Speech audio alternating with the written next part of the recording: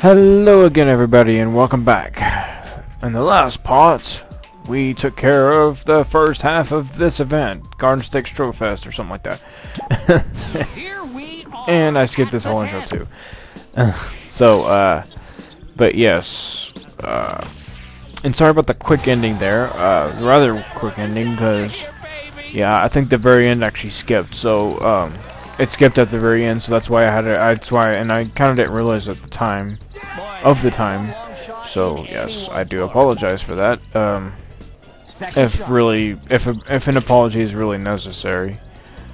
I'm sure it's not though. I'm sure it's not really a big deal, but still. This is one of the few shots where I actually hit it. I mean, cause I don't know, this hole. I don't know why I never seem to hit it right. I mean, I never seem to get it right. Like, I usually hit it way over, like you know, almost on the bunker or on the fringe or whatever, because it rolls and everything like that. But that was just perfect. I was pretty happy about that. I was like, yeah. I mean, it was worthy of a fist bump, but I didn't really do it at the time. We're here at the 11th. Now you can't get a much easier hole than this cheeky devil. We're looking at 398-yard par 4. The bleeding fairway's as wide as my girlfriend's ample bosom. Just watch out for the water hazard on your right and those bloody awful sand traps around the green, or your host. And just to give you all a heads up, that is actually the very last of the skipping hole intros. So yeah, you won't be seeing any more of those, fortunately.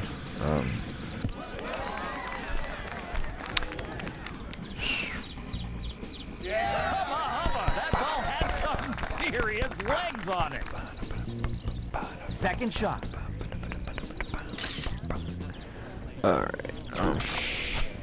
Anyway, while humming off camera, well, I'm technically off camera. I don't know what that means. No, not really on. I'm not really on camera either, but you know, you get the idea. Basically, humming. El Suave has this putt for a crack at a birdie. I don't know what to say really. I don't know what to talk about. I think I just used up all my topics just right there in the last video. Man, lost my rocket sauce already. No, I'm just kidding. I don't have rocket sauce. I'm not that cool. I feel great lust for the sensuous green goddess of a golf hole. It is a 457-yard par 4, and much like a woman, it must be played with great skill and passion. One false move, and you are washed up, or wiping sand from your ball. Well, at least I'm not cool until Jack Black says I'm cool. Then I can be like, yeah, I've got rocket sauce, buddy. You know, or whatever.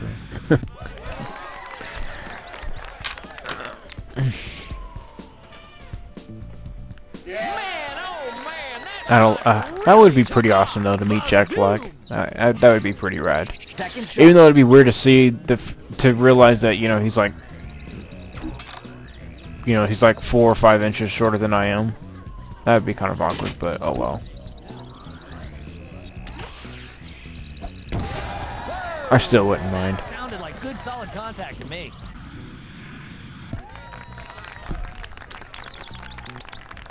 And the ball ever so gently lies up on the grass. Aw, who needs a hug? El Suave. Speaking of Jack Black, I don't know if anybody's actually heard about it, about the Ryan James Dio Revolver Golden God Awards or something like that. You know, and the fact that Rush is being presented with that award by none other than Tenacious D. I'm really disappointed it's not gonna be on TV. We're here at the 13th. Yo, check it out. 166 yards, par 3. But if you hit it too hard, you're in the river, man. You want to fish out your ball and get a license plate instead? I don't think so. Yeah, I'm really disappointed it's not going to be on TV. Because, you know, it's playing on Xbox Live, and I think it's playing on the Xbox and the Revolver Golden Gods page or something like that. The Facebook pages. I mean, I don't know if it's actually playing on TV, but I would love for it to play on TV. That would just be so rad in my opinion. Like, I think it should play like on somewhere like VH1 Classic, or even VH1 for that matter, or some, you know, like a music channel. Not MTV. MTV's full of rap. They don't deserve any heavy metal, you know, but or just metal. I don't know, but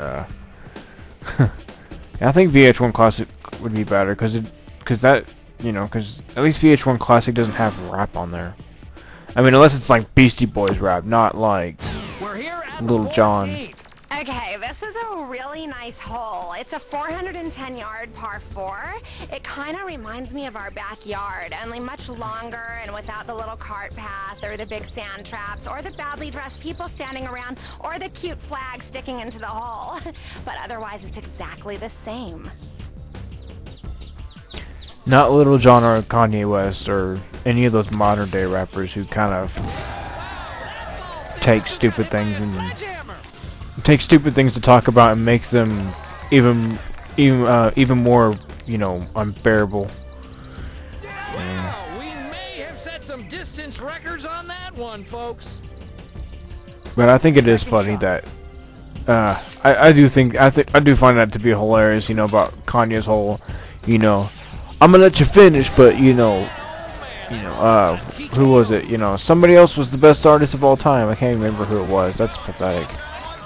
And I do not know how that did not go in. I mean, that looked like it was like a sure thing.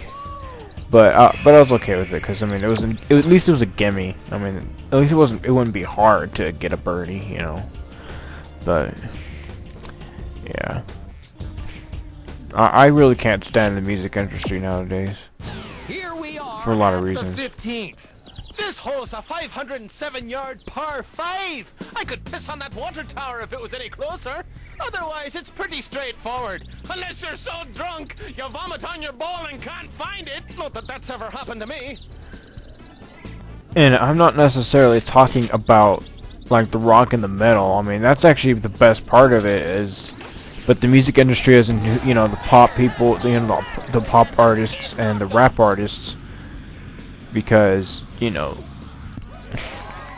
and the people, and some of the committees like the Rock and Roll Hall of Fame, they're inducting rappers and, you know, pop artists in there, you know, and it's really stupid. Like it's the most pathetic thing in the history of the industry of music.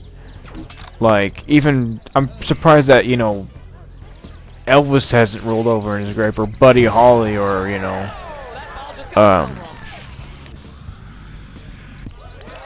people who actually are, you know, rock, you know, who are, you know, Ronnie James Dio, maybe, you know. I'm surprised he's not turning over in his grave right now because of it. But this putt for an eagle that really soars. It's just I don't have words for it. I mean, that's how pathetic it is, really. And you know, a lot of people are also talking about, you know, Rush going into the Hall of Fame. Let's see some examples. Rush, the Moody Blues. I think Kiss has to be inducted. Has yet to be inducted. Thin Lizzy. You know, I can't really think of all the names off the top of my head, but there's still a lot of great bands out there that have not been inducted. On this hole, you must be swift of club and sharp of aim, or else you will surely hit the train. This is a 444-yard par 4.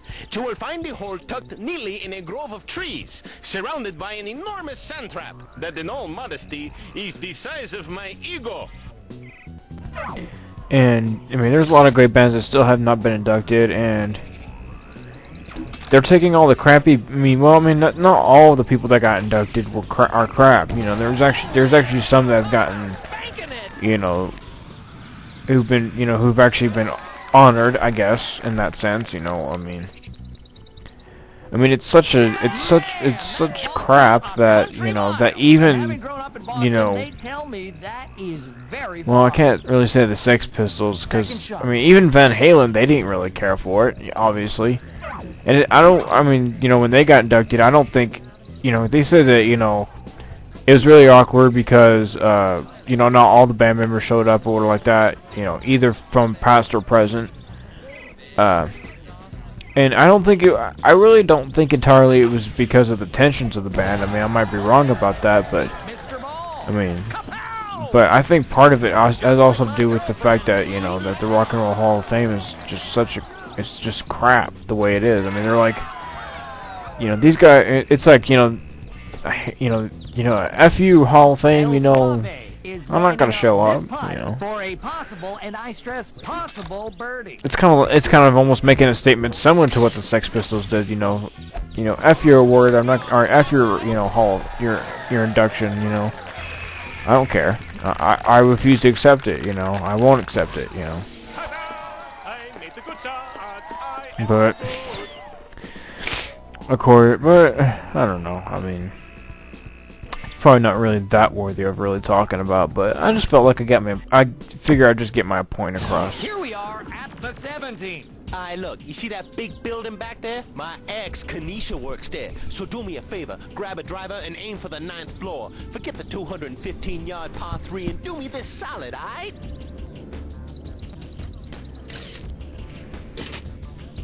I don't know. I would say to the least that I'm a very opinionated person. I have a lot of opinions about stuff.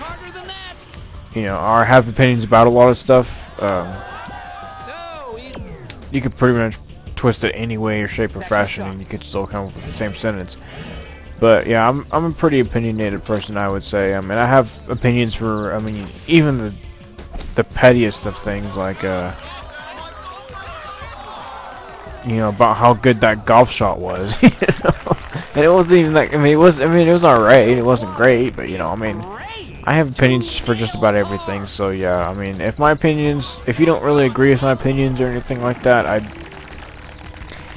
I mean, you can try and argue with me about them, but you're not going to change my opinion. Most likely you won't, anyway. So I think it would be just way better if you didn't really, I mean, you can state your opinion, and I actually skipped that one too. I don't know why I didn't write that down, but anyway, you know, you can state your opinion, but don't expect me to, you know, really take your opinion. I mean, I can respect your opinion, but, you know, don't expect me to, you know, change my opinion because of what you stated, you know. I mean, unless you actually have a really good point, I'm not going to really make a big deal out of it, you know. I mean, it has to be really a quite valid opinion, you know. Good solid contact to me. You know, because some people, you know, their opinions are completely invalid to anything. And again, I don't know how I missed that one, but oh well. We're getting kind of close to the end here. So, but pretty much to finish it off, you know, state your opinion however you like. I will respect your opinion, but it's not going to change my life. And you know what? I don't expect my opinion to change yours either. So, I mean, we're pretty even there in that regard.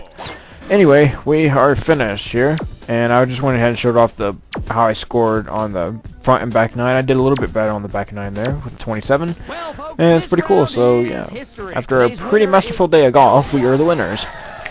Cha-ching! No, but okay, and we win the Python Wedge, and also the bitchin' tour event called Whole Lotta Love. Cool for that, right? Yeah, so now we're gonna have probably we're gonna probably be hitting way better wedge shots this time. So yeah, it's pretty cool. So yeah, that'll be everything for now, and I will see you guys at the next event, High Rollers.